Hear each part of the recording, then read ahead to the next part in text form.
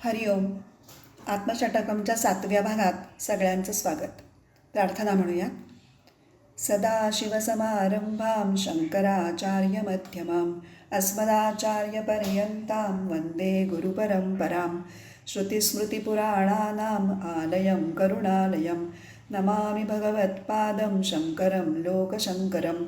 शङ्करं शङ्कराचार्यं केशवं बादरायणं सूत्रभाष्यकृतौ वन्दे भगवन्तौ पुनः पुनः. गेल्या भागात आपण दुसऱ्या श्लोकावर चिंतन सुरू केलेलं आहे, म्हणून आपण पहिले दोन्ही श्लोक आधी म्हणूया. मनोबुद्ध्यहंकार चित्तानि नाहं न च श्रोत्रजिह्वे न च घ्राणनेत्रे न व्योमभूमिर्न तेजो न वायुः चिदानन्दरूप शिवोऽहं शिवोऽहं चिदानन्दरूप शिवोऽहं शिवोऽहं. न च प्राणसंज्ञो न वै पञ्चवायुर्न वा सप्तधातुर्न वा पञ्चकोशः न वाक्पाणिपादं न चोपस्थपायु चिदानन्दरूप शिवोऽहं शिवोऽहं चिदानन्दरूप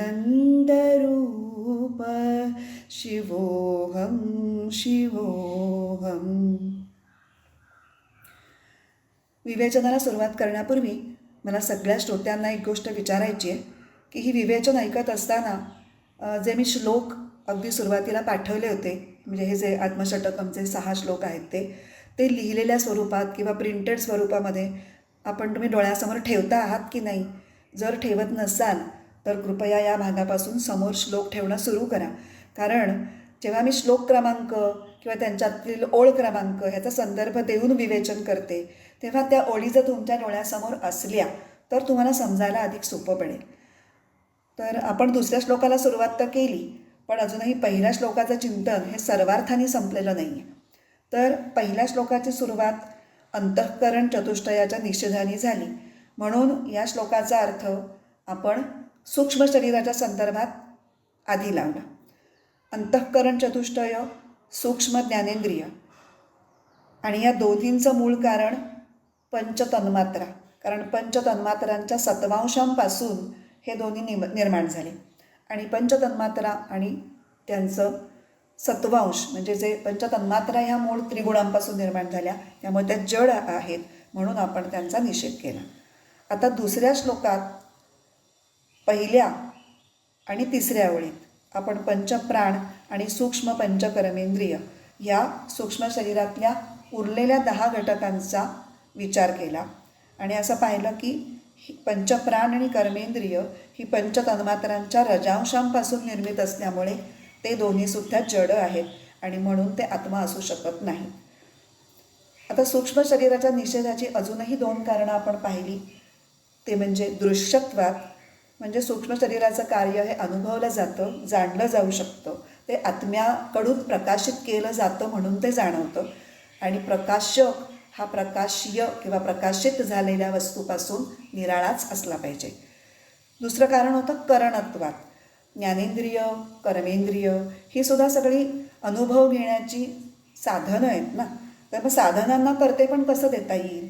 तर त्यामुळे याही ग्राउंड्सवरती आपण सूक्ष्म शरीराला आत्मा समजू शकत नाही. किंवा आता यानंतर आपण असं बघितलं की पंचज्ञानेंद्रिय आणि पंचकर्मेंद्रिय ही जशी सूक्ष्म शरीरात असतात तशी ती स्थूल शरीरात सुद्धा असतात. त्या स्थूल इंद्रियांमधूनच सूक्ष्म इंद्रिय व्यक्त होतात. आणि म्हणून स्थूल शरीराचा विचार करण्यासाठी तत्वबोधामधून आपण स्थूल शरीराची व्याख्या वाचली होती, ती आपण पुन्हा एकदा वाचूया. ही व्याख्यासुद्धा मी 6व्या भागाबरोबर पाठवलेली आहे, तर ती समोर असणं हे नक्कीच फायद्याचं ठरेल. तर मी आता वाचते. स्थूल शरीरम किम स्थूल शरीर म्हणजे काय? पंचीकृत पंचमहाभूतैः कृतं सत्कर्मजन्यं सुखदुःखादिभोगायतनं शरीरम अस्ति जायते वर्धते विपरिणमते अपक्षीयते विनश्यति इति षड्विकारवद एतत् स्थूल शरीरम. ही व्याख्या मोठी आहे, पण ती आपण गेल्या भागामध्ये सविस्तर तुकडे पाडून बघितलेली आहे. आणि आत्ता आपल्याला या व्याख्येतला जो सुरुवातीचा भाग आहे तेवढाच आपल्याला बघायचा आहे. पंचीकृत पंचमहाभूतैः कृतम. पंचीकृत पंचमहाभूतैः म्हणजे काय? पंचीकरणाची प्रक्रिया झालेल्या पंचभूतांपासून हे स्थूल शरीर बनलेलं आहे असं व्याख्येच्या सुरुवातीला म्हटलेलं आहे. आणि हे पंचीकरण म्हणजे काय? आत्तापर्यंत दोनदा तीनदा आपल्या समोर तो शब्द आला आणि आपण म्हटलं हा नंतर बघू. आता मात्र आपण पंचीकरण बघण्यापासूनच सुरुवात करूयात या भागात. तर ही पंचीकरणाची प्रक्रिया स्पष्ट कळावी यासाठी या भागाबरोबर मी काही आकृत्या पण पाठवलेल्या आहेत, तर त्यासुद्धा आपण जरूर पाहाव्यात. आणि पंचीकरणाची प्रक्रिया तत्वबोधामध्ये कशी दिली आहे त्याचा मी संदर्भ घेणार आहे, ते मी वाचणार आहे. तर त्याचासुद्धा मी फोटो पाठवलेला आहे, तर तो सुद्धा तुम्ही समोर ठेवा. सगळ्यांच्याकडे पुस्तकं नाही आहेत ना, त्यामुळे हे मी जे फोटो किंवा आकृत्या जे काही मटेरियल पाठवते त्याचा समोर ठेवून जर हे भाग ऐकलेत तर ते तुम्हाला पटपट कळतील. फार अवघड नाही आहेत ते. तर आता आपण इथे पंचीकरण ही प्रक्रिया कशी सांगितली आहे ते बघूया का. एतेषां पंचतत्वानां तामसांशात पंचीकृत पंचतत्वानि भवन्ति. मुळात सांगितलं आहे पंचीकृत पंचतत्वांनी म्हणजे 5 तन्मात्रा. पंचीकृत पंचतत्वांनी कशी होतात? एतेषां पंचतत्वानां, ही 5 तत्व म्हणजे कुठली? आपण आधी पण बघितलं आहे. ज्ञानेंद्रिय आणि अंतःकरण चतुष्टयाची निर्मिती जेव्हा बघितली तेव्हा जी 5 तत्व आपण विचारात घेतली होती तीच, ज्याला आपण म्हणतोय पंचतन्मात्रा. पंचतन्मात्रांच्या सात्विक अंशांपासून अंतःकरण चतुष्टय आणि ज्ञानेंद्रिय झाली, त्याच्या राजसांशांपासून कर्मेंद्रिय आणि पंचप्राण झाले, आणि आता उरला तामस अंश. तर त्या पंचतन्मात्रांच्या म्हणजे शुद्ध पृथ्वी, आप, तेज, वायू आणि आकाश ह्यांच्या तामस अंशांपासून ही पंचीकरणाची प्रक्रिया ज्याच्यावर घडणार आहे किंवा घडलेली आहे अशी ही 5 तत्व बनणार आहेत, बनलेली असतात. आता पंचीकरणं कथामिति चेत, म्हणजे आता पंचीकरण म्हणजे काय ते सांगा ना. सारखं तेच तुम्ही सांगताय पंचीकरण झाल्यानंतर पंचीकरण, ते तर सांगा. आता तेच सांगताय तिथे. एतेषां पंचमहाभूतानां तामसांशस्वरूपम एकमेकं भूतं द्विधा विभज्य एकमेकमर्धं पृथक् तूष्णीं व्यवस्थाप्य अपरमपरमम् अर्धं चतुर्धा विभज्य स्वार्धम् अन्येषु अर्धेषु स्वभागचतुष्टयसंयोजनं कार्यं तदा पंचीकरणं भवति. एतेभ्यः पंचीकृत पंचमहाभूतेभ्यः स्थूलशरीरं भवति. व्याख्येने अजिबात घाबरून जायचं नाही. एकतर आता तुमच्यासमोर लिहिलेलं आहे आणि आपण त्याचे भाग पाडूनच बघणार आहोत. एतेषां पंचमहाभूतानां तामसांशस्वरूपम, ह्या पंचतन्मात्रांचा जो तामस अंश आहे, तामस अंशाचं जे रूप आहे ते एकमेकं भूतम, त्यातलं प्रत्येक तत्व द्विधा विभज्य म्हणजे 2 समान भागात विभागून एकम एकम अर्धम, एकेकाचा अर्धा, पृथक म्हणजे वेगळा, तूष्णीम व्यवस्थाप्य म्हणजे जसाच्या तसा बाजूला ठेवून, अपरम अपरम अर्धम म्हणजे प्रत्येकाचा दुसरा अर्धा, चतुर्धा विभज्य म्हणजे 4 समान भागात विभागून, स्वार्धम म्हणजे स्वतःचा अविभाजित अर्धा, अन्येषु अर्धेषु स्वभाग चतुष्टय म्हणजे दुसऱ्याच्या अर्ध्यातील 1/4 भागाशी संयोजनम कार्यम जोडला जातो. तदा म्हणजे तेव्हा पंचीकरणं भवती, पंचीकरण होतं. हे आता आपण एक शब्दाचा अर्थ बघितला. आता मी ते पॉईंट्समध्ये सांगते, वेगवेगळ्या स्टेप्समध्ये सांगते. की पंचमहाभूतांच्या तामस अंशापासून पंचीकृत पंचमहाभूत कशी निर्माण होतात. पहिल्यांदा काय होतं, पंचमहाभूतांच्या तामस अंशापैकी प्रत्येकाचे 2 समान भाग होतात. आता इथे तक्ता 1 आणि तक्ता 2 ह्या आकृत्या समोर ठेवून मी बोलते, ते ऐकलं तर अगदी क्षणार्धात कळणार आहे, खूप सोपं आहे.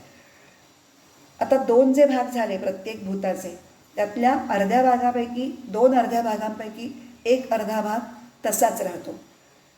आता तिसऱ्या मुद्दा, दुसरा अर्धा भाग हा 4 समान भागामध्ये विभागला जातो. आता चौथा मुद्दा, प्रत्येक भूताच्या अर्ध्या भागाला दुसऱ्या 4 भूतांचे प्रत्येकी 1 अष्टमांश भाग जोडले जातात. असं सगळ्या भूतांचं झालं की मग 5वा मुद्दा, तेव्हा पंचीकरण पूर्ण होतं आणि पंचीकरण झालेल्या पंचमहाभूतांपासून स्थूल शरीर तयार होतं. ह्या स्थूल शरीरामध्ये इंद्रिय गोलकांचाही समावेश आहे, जे आपण मागच्या भागात बघितलं होतं.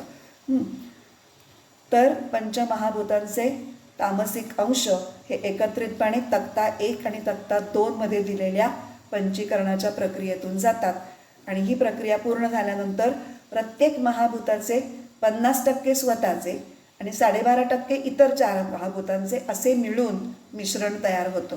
म्हणजे काय होतं, प्रत्येक स्थूल महाभूतात दुसऱ्या महाभूतांचे पण गुण असतात. आपण म्हटलं होतं बघा, मी मागे बोलता म्हटलं होतं की पंचतन्मात्रा, ह्या तन्मात्रा शब्दात काय मेख आहे ती इथे स्पष्ट होते. पंचीकरण होण्यापूर्वी आपण आकाश म्हटलं, आकाश तन्मात्रा म्हटली की फक्त आकाश, पृथ्वी म्हणली की फक्त पृथ्वी, त्याच्यामध्ये इतरांचा काही संबंध नाही आहे. पण इथे तसं नाही आहे. इथे आकाश महाभूत, पंचीकृत आकाश महाभूत म्हटलं की त्याच्यात 1 अष्टमांश इतर पण 4 जण असणार आहेत. तसंच प्रत्येक महाभूतात. आणि मग त्याला स्थूलत्व प्राप्त होतं. आणि हे सगळं पंचीकरण कशासाठी आहे, त्याला स्थूलता प्राप्त होण्यासाठी आहे. आणि मग एकदा ही स्थूलता प्राप्त झाली की मी स्थूल ही महाभूतं ही स्थूल इंद्रियांकडून ग्रहण केली जाऊ शकतात. म्हणून हे पंचीकरण ही खूप महत्त्वाची प्रक्रिया आहे. आता हे जे म्हटलं आहे की ह्या पंचमहाभूतांपासून स्थूल शरीर तयार होतं. म्हणजे आपल्या शरीरामध्ये सुद्धा ही 5 महाभूतं दिसायला पाहिजेत. कशी बघूया. आकाश म्हणजे काय, आपण आकाशापासून सुरुवात करू. आकाश म्हणजे पोकळी. असतात की नाही आपल्या शरीरामध्ये अनेक अवयवांमध्ये पोकळी आहेत. जठरामध्ये पोकळी आहे, फुफ्फुसामध्ये पोकळी आहे, अगदी पेशींच्या पातळीवर सुद्धा त्या पोकळ्या असतात. हेच ते आपल्या शरीरातलं आकाशतत्व. दुसरं तत्व वायू, ते तर भरपूरच आहे. आपण गेल्या भागामध्ये पंचवायू बघितलेले आहेत, जे 5 निरनिराळ्या ठिकाणी राहून 5 वेगवेगळी कार्य करतात. तिसरं अग्नितत्व किंवा तेजतत्व, शरीराला तापमान असतं आणि हेच ते आपल्या शरीरातलं अग्नितत्व. पुढचं आहे पाणी किंवा जल. अर्ध्याहून अधिक शरीर हे पाण्याने भरलेलं असतं. आपल्या शरीरात वेगवेगळे द्रवपदार्थ, तसं तर रक्त जरी म्हणलं तर रक्तात सुद्धा खूप पाण्याचा अंश असतो.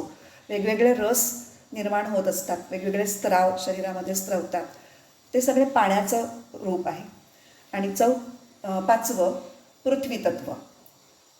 ते कशावरून ओळखू येतं, वजन. पृथ्वीतत्वामुळे शरीराला वजन असतं. तर अशा प्रकारे हे स्थूल शरीर हे पंचमहाभूतांपासून बनलेलं आहे. हा भाग आपण आता या भागात शिकलो. आता स्थूल शरीर हे सूक्ष्म शरीराशिवाय काम करू शकत नाही. जेव्हा सूक्ष्म शरीर स्थूल शरीराला सोडून जातं तेव्हा स्थूल शरीराचा मृत्यू होतो आणि मृत्यूनंतर ते विघटित होतं आणि पंचमहाभूतं ही आपापल्या तत्वामध्ये विलीन होतात. म्हणूनच आपल्याकडे असं पण म्हणण्याची पद्धत आहे, म्हणजे जेव्हा मृत्यू झाला, हे वेगवेगळ्या शब्दांमध्ये सांगण्याच्या ज्या वेगवेगळ्या पद्धती आहेत त्याच्यामध्ये तो पंचत्वात विलीन झाला असं जे म्हणतात ना, ते हे. कारण पृथ्वीतत्व पृथ्वीत मिसळतं, म्हणजे ते शरीर कुजून जे मातीत मिसळतं तो पृथ्वी भाग पृथ्वीला मिळतो. कुजण्याची प्रक्रिया का होते, कारण शरीरातला पाण्याचा भाग बाहेर पडतो. म्हणून शरीर लागलीच थंड होतं, म्हणजे त्यातलं अग्नितत्व हे लागलीच सोडून वातावरणातल्या अग्नितत्वाशी मिसळतं. अशा प्रकारे हे स्थूलतत्व ही ज्या त्या स्थूलतत्वामध्ये पंचमहाभूतामध्ये विलीन होतात, हे मृत्यूनंतर. तर आपण जर बघितलं की सगळ्या स्थूल शरीरामध्ये हीच 5 स्थूल तत्व असतात. त्यामुळे खरं तर शरीराच्या पातळीवर कुठलीही एक व्यक्ती दुसऱ्या व्यक्तीपेक्षा श्रेष्ठ असू शकत नाही. कुठलंही एक स्थूल शरीर हे दुसऱ्यापेक्षा अधिक श्रेष्ठ असू शकत नाही. कारण स्थूल स्तरामधील जे सर्व फरक आहेत ते सगळे वरवरचे आहेत. सगळ्या स्थूल शरीरांचं जे मूळ घटक आहेत तेही सगळे सारखेच आहेत. 6 विकार जे आपण मागच्या भागामध्ये बघितले ते सगळे वरवरचे आहेत शरीरामध्ये होणारे बदल. आणि हे जर समजलं तर जात, वंश, रंग, लिंग ह्याच्यामुळे जी काही जगभर आपली भांडणं माणसामध्ये लागलेली आहेत ती सगळीच संपतील. आणि वेदांताचा अभ्यास जास्तीत जास्त लोकांनी का करायला पाहिजे त्याचं हे महत्त्वाचं कारण आहे की वेदांत हा आपल्या हिंदू धर्माचं मूळ आहे. आणि हिंदू धर्म हा किती सूक्ष्म विचार करणारा आहे आणि किती व्यापक विचार करणारा आहे हे वेदांत वाचल्यानंतरच कळू शकतं. उगाचच मधल्या काही अनिष्ट प्रथांमुळे हिंदू धर्माचे चुकीचे अर्थ लावले गेले. ते जर अर्थ पुसून टाकायचे असतील आणि मूळ आपल्या धर्मात काय सांगितलं आहे हे जर लोकांच्यापर्यंत पोचवायचं असेल तर वेदांताचा प्रसार होणं हे त्याच्यासाठी खूप गरजेचं आहे. असो, तर पंचीकरणाच्या प्रक्रियेनंतर आपण बघितलं की पंचतन्मात्रांचं रूपांतर हे पंचमहाभूतांमध्ये होतं. अर्थात त्यांची नावं मात्र तीच राहतात बरं का, ती नावं काही बदललेली नाही आहे. आता म्हणून आपण पुन्हा पहिल्या श्लोकातल्या 3ऱ्या ओळीकडे येऊ. न चव्योम भूमीर्न तेजो न वायू. आता ही ओळ सूक्ष्म पंचतन्मात्रांचा निर्देश करते असं मानलं तर ती सूक्ष्म शरीराकडे त्याचा अन्वय लावता येईल. आणि स्थूल पंचमहाभूतांचा निर्देश करते असं मानलं तर त्या ओळीचा अन्वय स्थूल शरीराशी सुद्धा लावता येतो. याच पद्धतीने पहिल्या श्लोकातली 2री ओळ न च श्रोत्र जिव्हे न च घ्राण नेत्रे. स्थूल आणि सूक्ष्म अशा दोन्ही स्तरांवरील ज्ञानेंद्रियांचा ही ओळ निर्देश करते असं आपण म्हणू शकतो. आणि दुसऱ्या श्लोकातली 3री ओळ न वाक् पाणिपादम न चोपस्थ पायू ही सुद्धा स्थूल आणि सूक्ष्म अशा दोन्ही स्तरांवरील कर्मेंद्रियांचा निर्देश करण्यासाठी वापरलेली आहे असं जर म्हटलं तर ते अगदी बरोबरच आहे. तर जेव्हा अशा पद्धतीने एखादं वाक्य हे 2 वेगळ्या अर्थांवर प्रकाश टाकतं ना तेव्हा त्याला संस्कृत साहित्यात देहली दीपन्याय असं म्हणतात. देहली म्हणजे उंबरठा आणि दीप म्हणजे दिवा. देहली दीप म्हणजे उंबरठ्यावर लावलेला दिवा. आता पूर्वी घरातल्या 2 खोल्यांची विभागणी ही उंबरठ्यानी होत असे किंवा आजकालसुद्धा बऱ्याच घरांना मुख्य दरवाजाला उंबरठा असतो आणि जो उंबरठा घराचा आतला भाग आणि बाहेरचा भाग असा वेगळा करतो. तर या उंबरठ्यावर जर पणती लावली तर त्याचा प्रकाश उंबरठ्याच्या दोन्ही बाजूंना पडतो. त्याचप्रमाणे ह्या ज्या वरच्या ज्या 3 ओळी मी आत्ता दाखवल्या त्याच्यामध्ये स्थूल शरीर आणि सूक्ष्म शरीर ह्या दोन्ही अर्थांवर त्या ओळी प्रकाश टाकतात. म्हणून इथं देहली दीपन्यायानी आपण हे दोन्ही अर्थ केलेले आहेत. तर इथे आपण 2ऱ्या श्लोकातल्या 3 ओळी संपवल्यात आणि स्थूल शरीर आणि सूक्ष्म शरीर ह्याचा बराचसा विचार संपवला आहे. पण 2री ओळ उरलेली आहे 2ऱ्या श्लोकातली नवा सप्तधातुर नवा पंचकोशः ती आपण पुढच्या भागात बघू आणि हा भाग आता प्रार्थनेने संपू. अज्ञानतिमिरान्धस्य ज्ञानाञ्जनशलाकया चक्षुरुन्मीलितं येन तस्मै श्रीगुरवे नमः. ॐ पूर्णमदः पूर्णमिदं पूर्णात् पूर्णमुदच्यते पूर्णस्य पूर्णमादाय पूर्णमेवावशिष्यते. ॐ शान्तिः शान्तिः शान्तिः. हरिः ॐ. श्रीगुरुभ्यो नमः. हरिः ॐ.